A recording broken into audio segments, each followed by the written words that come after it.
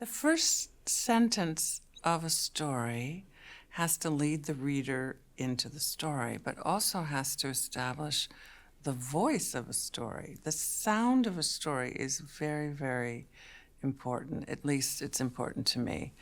And if the story doesn't have the right sound, if it doesn't have the sound that you're aiming for, you have to kind of revise and start over.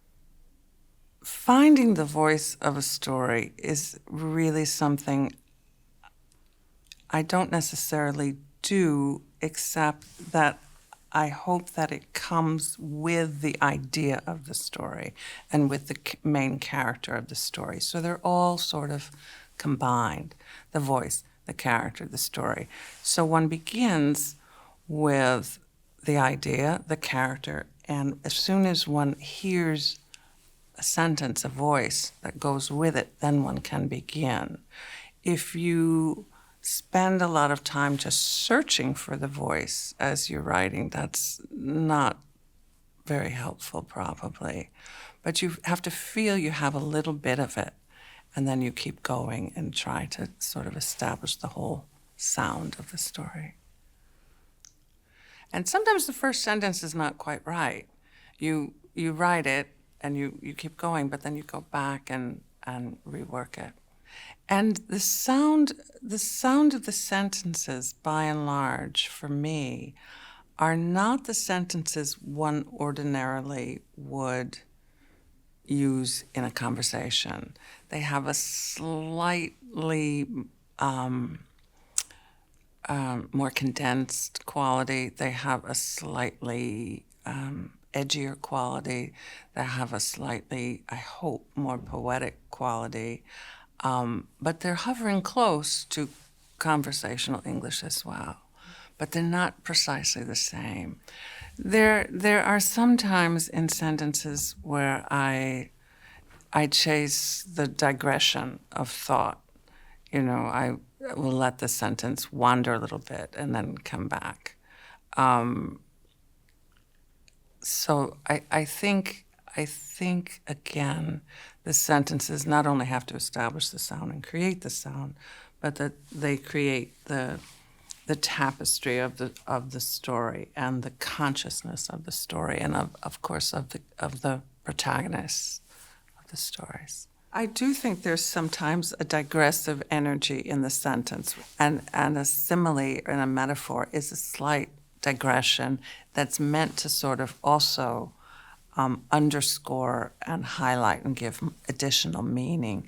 So I do let things digress, which some people would say is a kind of avoidance, and some people might say, well, avoidance then is your subject. I don't think of avoidance as my subject, but I get accused of it a lot. And I guess I'm interested in the way characters do a certain dance around each other, both conversationally and relationally. I like to get characters talking because then I feel they are known and I get to know them as well. And maybe I'm a frustrated playwright. I've never written a play. I don't know how to write a play. But I love theater, and I love the theatricality of people together in a conversation and in a scene. So I might be thinking a little bit in those terms. But dialogue is, revealing. It's also, if you've chosen a point of view, you're really only in one character's point of view. So to get to what the other character is feeling and saying, you've got to get them talking. And so that's how to get both characters' interior lives onto the page through that. You have a handle on one of them because you're doing one point of view. Now, doing 2 points of view, I just really haven't really done, and I don't recommend it because I think it's confusing to the story. But some people do it. I think of stories as being like songs, that they're a shorter container for very powerful and large emotions. So they're like arias and operas, or they're like I mean, a single song can contain so much. You can feel right away that something's a story, that it doesn't, you're not going to create a whole new world for these characters to inhabit. And you want to sort of create some scenes and some collisions and some emotional travel for the main character. So I feel right away that one can feel the condensed quality of a story. And with a novel, you end up thinking that you've got several pieces of time, several places, several characters, points of view that require a huge, huge canvas.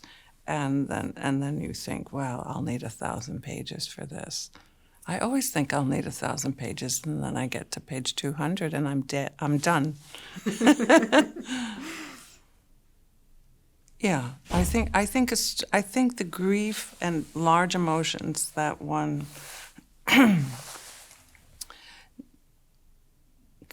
that one writes about in larger, longer forms in novels can get stretched out, and you get there and you tell the whole story of it. And you establish a world that doesn't quite exist. In a short story, you kind of have to begin with a world that already exists, because you don't, and that the reader will understand, because you don't have time to create a whole new world. So you get started and get to the emotions fast, because you don't have that much time. Both songs, jokes, short stories, they contain the meaning of the entire construction at the end. They're end-oriented forms, and so they shine a light back over and reveal what the whole meaning of the thing is. When someone starts to tell a joke, you don't know what the meaning of the joke is yet until you get, obviously, to the end. And a song is similar, too, and a short story definitely, where something has to sort of land in a way that's both known and expected and unexpected. That's the way an ending of a story has to be. You have to feel, oh yes, this is the only thing that could happen. So there's some sense of anticipation and foreknowledge already of it. But it also has to contain a surprise.